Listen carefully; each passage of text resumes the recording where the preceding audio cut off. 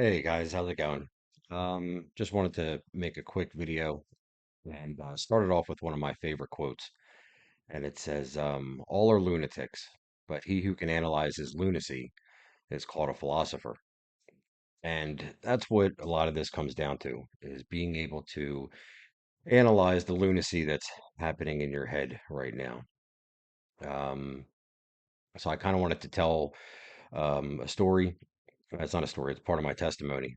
So I'd say I was about a month into the 24/7 V2K, hearing the voices. And um, let me make a very clear distinction, first of all, before I get into the testimony, is that the voices that I was hearing, it's very recognizable that it's not of your own creation, that it's not of your own mind.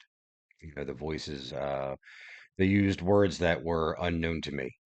They were using nouns, people, places, and things that I had to do Google searches on because it wasn't part of my long-term memory. If any of you guys watched the video that I did with Peter, um, he was hearing the voices, but in a different language, and he was having to look it up in a translating dictionary or a Google translator to say, to figure out what the words and statements were that were being said to him were. So what this is that's happening to us is not there's no psychiatrist in the world or psychologist in the world or anybody else that's going to be able to tell me that this is of me.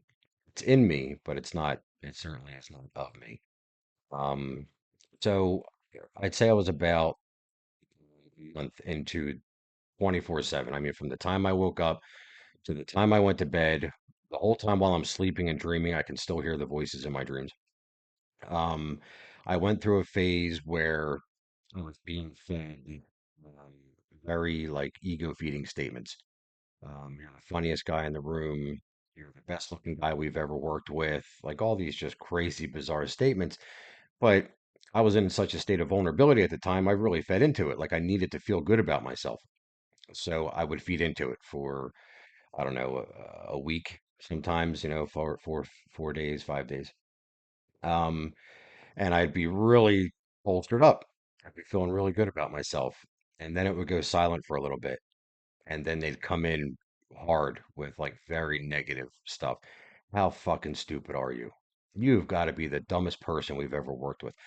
And it would like crush me because here for a week, I'm building up all these like almost fantasies in my head of, whatever, fame, wealth, glory, revenge, whatever, showing everybody that I can do better, like these sort of things. And then just to be just crushed and degraded and belittled and infantilized like that. I went through, and I remember the first time that happened. The first time it happened, I was driving in the car. They actually started now that I'm remembering it, they actually started doing this before I started doing 24/7 V2K because I went through a period where it was just on and off for a while. They'd be there for a week and then they'd be gone for a week. Then they'd be there for a week and then be gone for a week. And they would kind of do this whole role playing thing, really ego feeding statements. I got so upset one time I actually punched the windshield in my car and cracked the windshield. Then when the 24/7 V2K began, it was constant. They would do this. They did it for about, say, maybe a month or two, up and down, up and down, up and down, and just feeling stupid. I mean, just so stupid every friggin' time that I fell for it again, right? Because, and thinking back on it, like you know, I don't know. It's like why, it's like Kevin, why would you continue to fall for that over and over and over again? I wanted, if I be completely transparent, I wanted to think way higher of myself than I ought.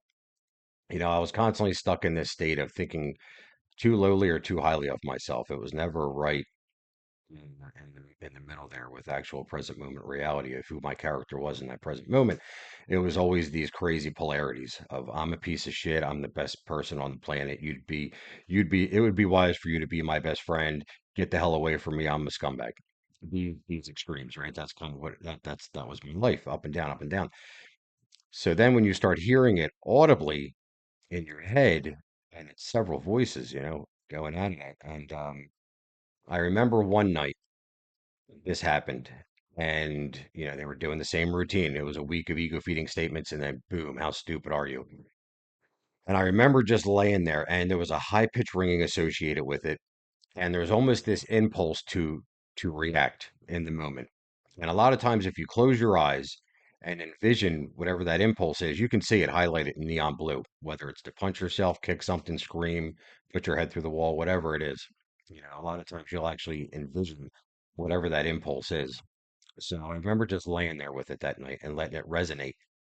And I could feel it. It was a bodily sensation. And then in my head, I heard almost like the best way to describe it is the overtuning of a high E string, the high E string on a guitar, that ping, and I felt it in the top of my head. It went ping, and then I felt like a cold wash flow over me. And I mean, that was, I don't want to say that I was broken in that moment, but because I mean, if I was broken, I wouldn't be here speaking coherently to you in my right state of mind and moving forward, with life. But I would definitely say that I was knocked off my high horse in that moment. I refused to subject myself to gullibility. That's probably the best way to put it at that point. And from that point on, that type of cycle started to go down on a downward spiral. But for as long as I fed into it, it would just worse and worse and worse and worse. So, this phenomena that we face, because it's a procedural event that happens in people's minds. Um, it can either tear you apart or it can make you into the strongest person that you've ever been. And I think, you know, um, in my case, I wanted to be the strongest person that I've ever been. I wanted that. I needed to be the strongest person that I've ever been. You so I mean, I'll get more into my testimony maybe in the next video. I'll go through like a whole, maybe 45-minute thing of like my entire testimony.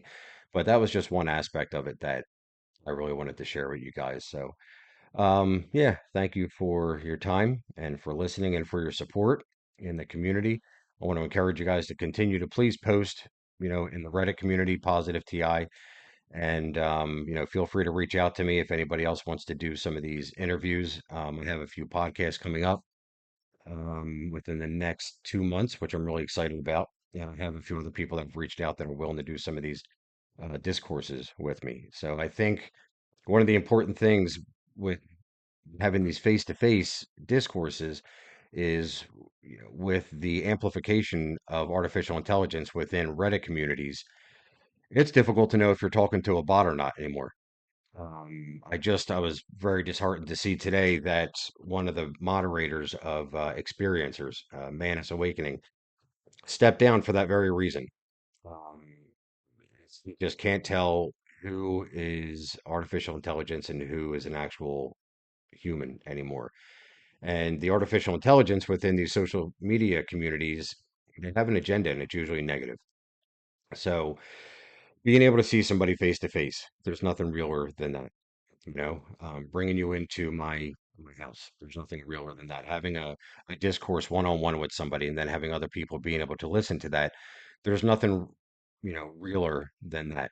There's nothing artificial about that. So, this is the path that I'm going to continue to go down. And thank you guys for your time and your understanding and your support. And yeah, and for the community. So, all right, take care. Hope you got something from this.